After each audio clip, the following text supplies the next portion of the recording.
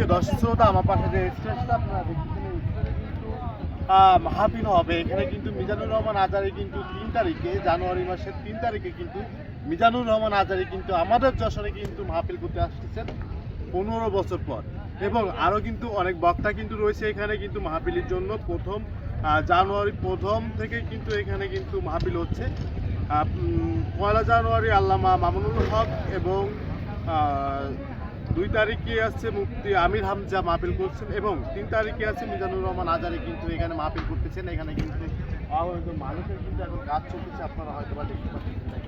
এখানে কিন্তু পুরো মাঠ আপনারা হয়তো বা দেখতেছেন, এই যে মাঠটা দেখতেছেন, পুরো মাঠে কিন্তু মানুষের বসার একটা জায়গা কিন্তু এই যশোরবাসী কিন্তু করতেছেন। আমরা দেখতেছি, আমরা কিন্তু আছি কিন্তু যশোরে আছি কিন্তু শুধুমাত্র আপনাদেরকে এই দেখানোর জন্য। দেখেন মিজানুর রহমানের কত কত লোক তাকে ভালোবাসে, মিজানুর রহমান আজারীকে।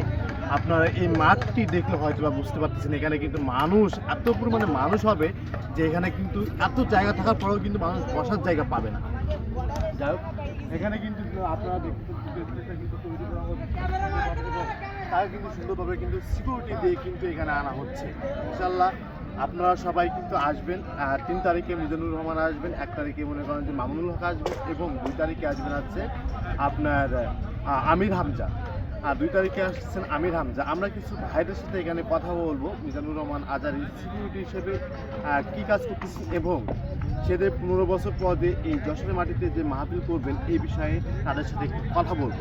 চলেন যাই।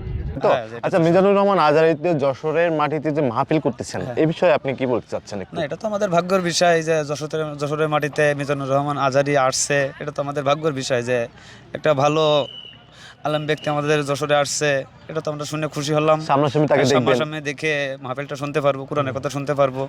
এটা আমাদের জন্য ভাগ্যের বিষয়। তার সিকিউরিটি হিসেবে আপনারা কতটুকু জানেন? সে যে এখানে আসতেছেন তার সিকিউরিটি বিষয়টা একটু যদি আমাদেরকে বলতেন, যে তার সিকিউরিটি সম্পর্কে বিষয়টা যদি আপনি একটু বলতেন আমাদেরকে। আসলে মিজানুর রহমান আজারী মানে আলাদা কিছু। আর সেখানে আসছেন যে এখানে সিকিউরিটির ব্যবস্থা মানে আমরা নিজেরাও পাড়ার ভিতরে আছি, আর তার তো অবশ্যই আসলে কি বলবো, তার জন্য আলাদা কিছু পার্সোনালভাবে অনেক সিকিউরিটি এখানে ব্যবস্থা আছে।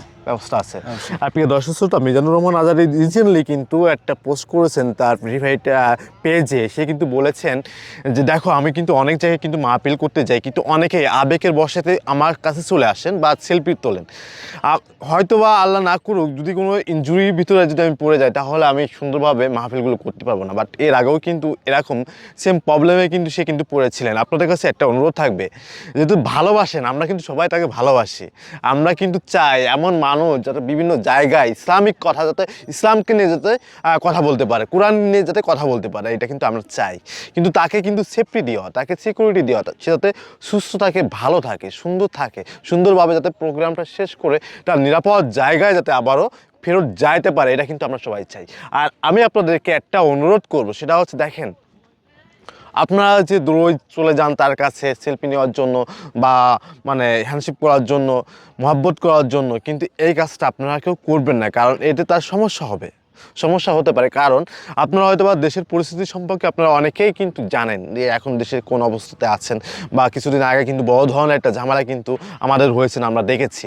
আপনাদের কাছে অনুরোধ থাকবে, এই কাজগুলো করবেন না, তাকে সিকিউরিটিটা দিবেন এবং তার যাতে কোনো ধরনের সমস্যা না হয়, এই জিনিসগুলো কিন্তু আপনারা সবাই দেখবেন। সবাই ভালো থাকবেন। আসসালামু আলাইকুম।